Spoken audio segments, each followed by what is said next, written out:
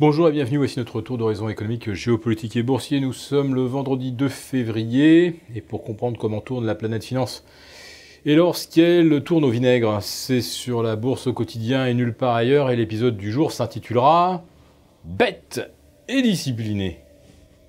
Je fais référence au fonctionnement du marché depuis 2009 aux États-Unis, 2012 en Europe, depuis que les banques centrales ont décidé d'imposer au marché le TINA, c'est-à-dire There is no alternative. Pas d'alternative aux actions, surtout quand les taux sont à 0, voire négatifs en Europe, ou voisins de 0,5 ou 0,6% à court terme aux États-Unis, et inférieurs à 1,5% sur 10 ans. Sauf que ça, c'était avant que les taux commencent à remonter, avant que le 2 ans ne passe de 0,80 à 2,17, avant que le 10 ans ne passe de 1,50 à 2,80, car nous y sommes aujourd'hui, vendredi, le 30 ans américain atteignant les 3%. Oui, on nous a vendu le TINA, tout simplement, parce que on pouvait démontrer par ailleurs que la progression des bénéfices était de toute façon supérieure à la vitesse d'appréciation ou de renchérissement du coût de l'argent. Aujourd'hui, j'aimerais bien que quelqu'un arrive à nous faire encore la même démonstration.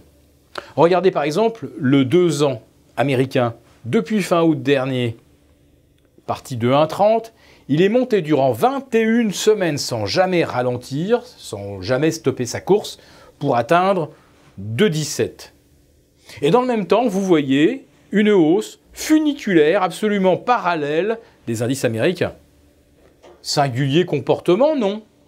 Alors, jusqu'à présent, on se réjouissait que des opérateurs sortent du marché obligataire, sortent des maturités courtes pour investir sur les actions. On le tenait enfin, le grand arbitrage obligation contre action. Il n'y a pas d'alternative. Alors au départ, on nous expliquait qu'il n'y avait pas d'alternative parce que les actions étaient plus rentables que les obligations. Et là, on nous expliquait qu'il n'y avait pas non plus d'alternative puisque les actions montaient plus vite que les marchés obligataires qui, eux, se cassaient la figure. Alors évidemment, si on ne voulait pas perdre d'argent, fallait vendre l'obligataire et acheter des actions. Restons bêtes et disciplinés.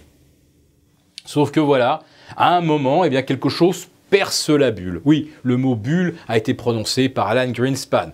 On a affaire à un connaisseur, puisqu'il les a fait prospérer de 1987 à 2006, et n'en a jamais vu gonfler aucune avant qu'elle lui pète à la figure. Et là, d'un seul coup, il a pu regarder ce qui s'était passé et rétroactivement déterminer ce qui caractérisait une bulle. Et aujourd'hui, il estime qu'il y a bulle sur l'obligataire, bulle sur les actions.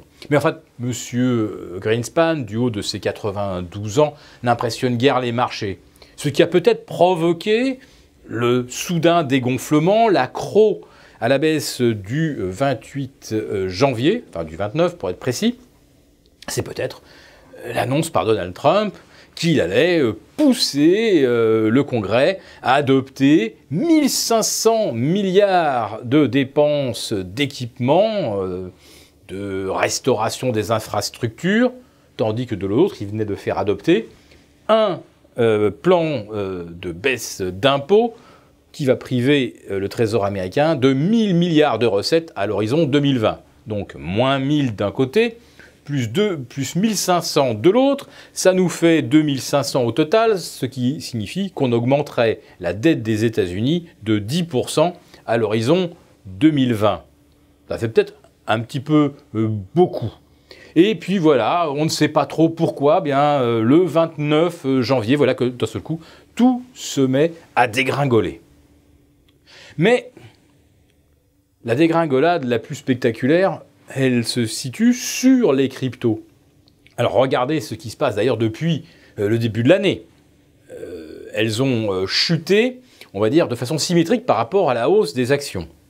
Mais le plus drôle, c'est qu'on nous expliquait que les cryptos c'était destiné à remplacer un dollar qui ne valait rien.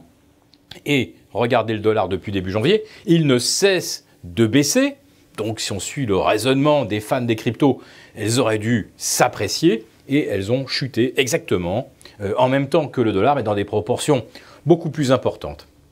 Mais depuis hier, là nous assistons à un scénario assez classique, c'est ce que j'appelle graphiquement le chameau, autrement dit une montée verticale témoignant d'une euphorie et d'une exubérance irrationnelle, puis une correction. Et puis une fois qu'on a corrigé de 50%, il y en a toujours pour se racheter et essayer de moyenner à la baisse 50% plus bas. On a donc une première bosse, un rebond technique, et puis on revient chercher le support. Et puis il y a encore des gens qui payent, donc on refait une deuxième bosse. Et puis d'un seul coup derrière, eh bien, on passe sous la croupe, le niveau de la croupe du chameau. Et là, eh bien, c'est le même scénario que l'on a observé en 2001 sur les dot-com. Et c'est le même scénario qu'on observait en 1637 sur les bulbes de tulipes.